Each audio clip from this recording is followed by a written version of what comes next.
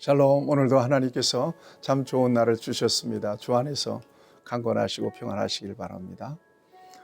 오늘 하나님께서 우리에게 주시는 말씀은 욥기서 제41장 1절에서 34절까지 있는 말씀입니다. 일반적으로 사람들은 자기 인생의 주인이 자신이라고 여깁니다. 그래서 자신이 가지고 있는 인생의 목표를 따라 모든 것들, 지식이나 경험이나 또 관계나 모든 능력을 다 동원해서 자기의 인생을 살죠. 그래서 자기의 목적이 이루어지고 자기의 목표가 이루어지면 성공했다라고들 평가합니다.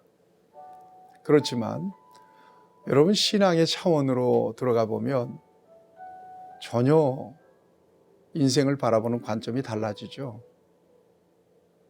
자기의 인생의 주인이 자기가 아닌 겁니다.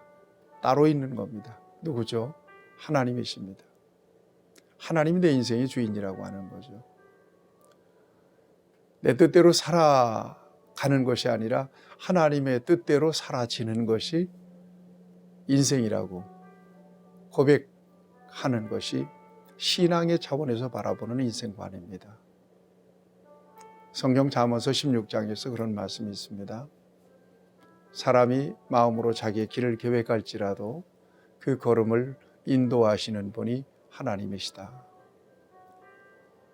마음의 경영은 사람에게 있어도 말의 응답은 하나님께로서 나느니라. 너희 경영을 여호와께 맡기라. 그리하면 여호와께서 그 경영을 이루시리라 말씀하십니다. 끊임없이 내 인생의 주권이 하나님께 있다는 사실을 하나님은 가르쳐 주십니다. 그게 다른 거죠. 일반적으로 믿음이 없이 사는 사람들과 하나님을 인정하고 사는 사람들이 정말 특별하게 다른 것은 바로 그 부분입니다. 내 인생의 주인이 나냐? 내 인생의 주인이 하나님이시냐? 오늘 저와 여러분들은 하나님을 믿고 의지하는 사람들입니다. 그래서 내 인생에 대한 주권이 하나님께 있음을 고백하죠. 그리고 한순간도 하나님은 내 인생에 대한 주권을 나에게 넘겨주신 일이 없다고 고백하면서 오늘 나의 삶의 자리에서 하나님의 내 인생을 향한 선하신 계획이 무엇인지를 깨닫고 응답하는 삶을 살아가려고 무던히 애를 쓰죠. 또 그렇게 살아가는 것이 진정한 인생의 성공입니다. 자, 그런 차원에서 오늘 욥기서를 통해서 하나님의 두 번째 발언의 말씀을 통해서 하나님께서 오늘 21세기를 살아가는 저와 여러분들에게 정말 주시고 싶은 메시지가 뭘까? 그것은 바로 하나님의 주권을 확실하게 인정하라는 것입니다. 그리고 하나님 앞에서 무릎을 꿇으라는 것입니다. 하나님 앞에서 항복한 인생으로 겸손하게 살아가라는 것입니다. 여러분, 하나님 안에서 저와 여러분들의 인생은 분명히 자유의지를 주셨고 또 여러 가지 능력들을 주셨지만 그러나 결정적으로 하나님의 선하신 계획과 목적을 이루는 그런 인생으로 살아간다는 차원에서 우리의 인생은 피동태 인생이라고 하는 사실을 분명하게 인정할 수 있어야 될 것입니다. 그렇습니다. 누구를 위해서 삽니까? 하나님을 위해서 삽니다. 누구의 뜻을 이루며 사는 것입니까? 하나님의 뜻을 이루며 살아가는 것입니다. 이것이 바로 독생자 예수님을 이 땅에 보내주셔서 저와 여러분들을 구속하신 하나님의 목적입니다. 왜 그렇게 살아야 됩니까? 그것이 하나님의 뜻이며 하나님의 기쁨이 되기 때문에 그렇습니다. 또 그 같은 삶을 살아야 그 같은 삶의 자리에서 저와 여러분들의 행복과 만족도 있는 거죠. 그러므로 하나님의 주권을 인정하라. 철저하게 인정하라는 것입니다. 그렇습니다. 하나님이 하십니다. 하나님이 아십니다. 저는 부족합니다. 매 순간마다 하나님께서 주시는 지혜, 하나님께서 주신 능력으로 하나님의 뜻에 맞게 살아가려고 노력하지만 미스날 때가 너무나 많죠. 그것이 죄송할 뿐입니다. 그리고 하나님 앞에 서게 되는 순간에도 내가 주 뜻대로 했다고 해서 내 공로로 하나님 앞에 설 수 있는 겁니까? 천만의 만만의 말씀입니다. 100% 예수 그리스도의 의, 예수 그리스도의 공로예요. 그거밖에 없어요. 마지막 부를 수 있는 이름은 예수님밖에 없어요. 믿음 안에서 어떤 모습으로 살아가든 내 공로를 내세울 수는 없습니다. 내 의를 내세울 수는 없습니다. 그런 차원에서 어제는 봤어요. 어제는 희한한 동물 우리가 봤죠. 베헤못, 하마라고 번역이 되는데 이걸 마음대로 그냥 통제하시는 하나님의 능력을 보여주시면서 너 할 수 있냐? 너 이렇게 할 수 있냐? 뭐라고 말씀하시죠? 그것이 눈을 뜨고 있을 때 24절입니다. 40장 24절. 그것이 눈을 뜨고 있을 때 누가 능히 잡을 수 있겠으며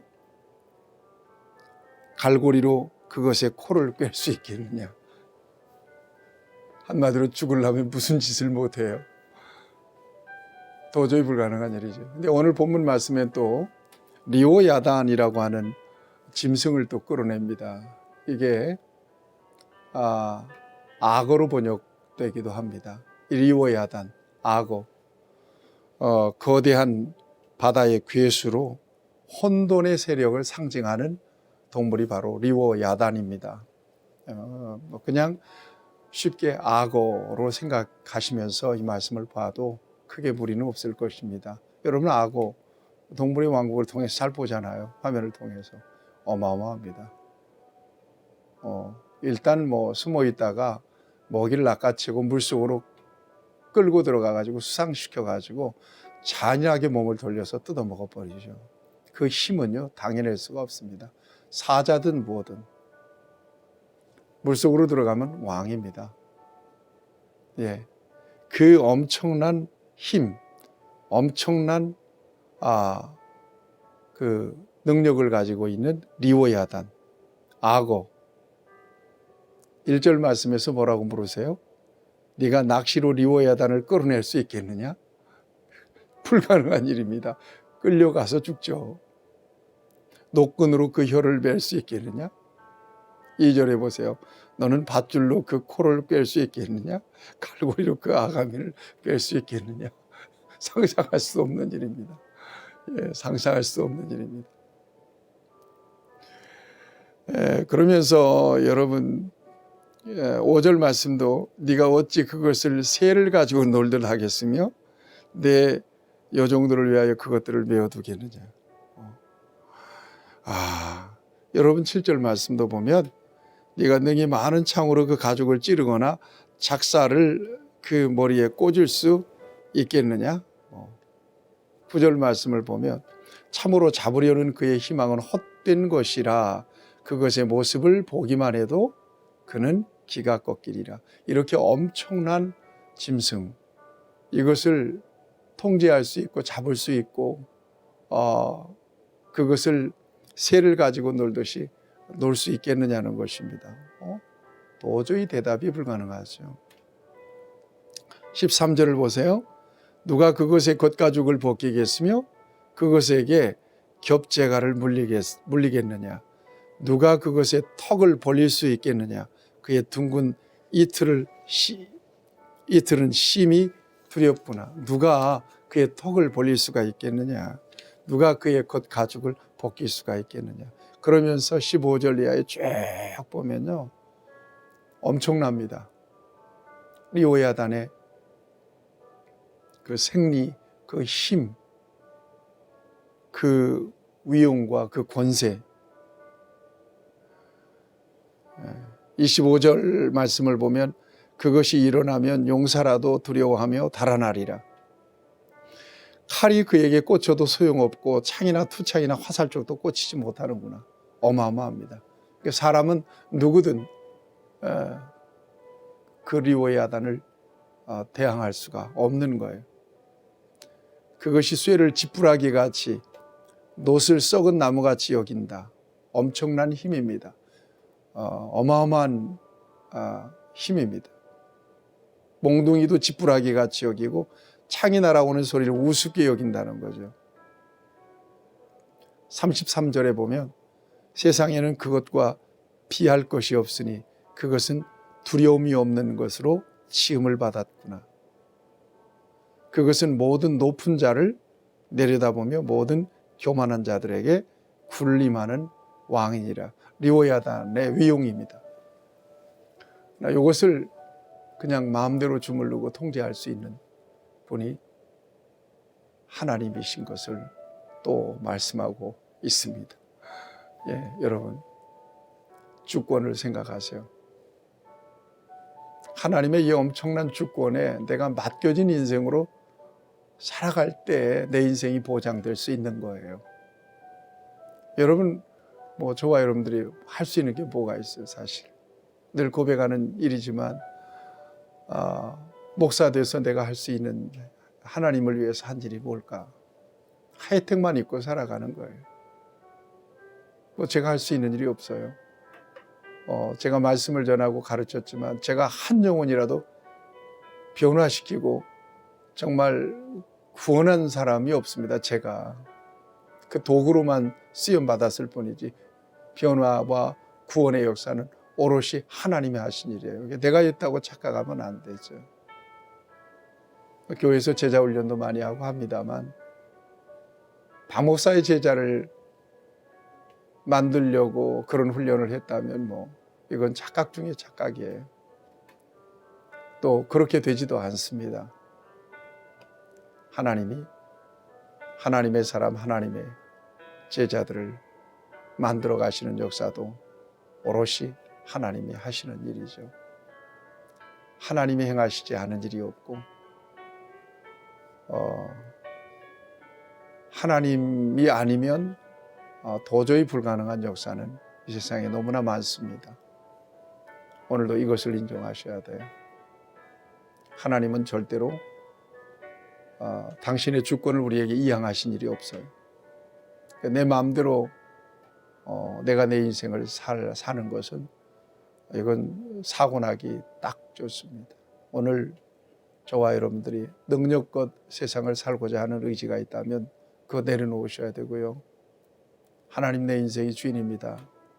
그 크신 능력, 리오야단을 그냥 애완동물처럼 갖고 노시는 우리 하나님의 손에 붙잡혀서 살기를 원합니다. 라고 하는 그런 겸손한 고백이 저와 여러분 안에 있기를 바랍니다. 이제 이 올해도 얼마 남질 않았어요.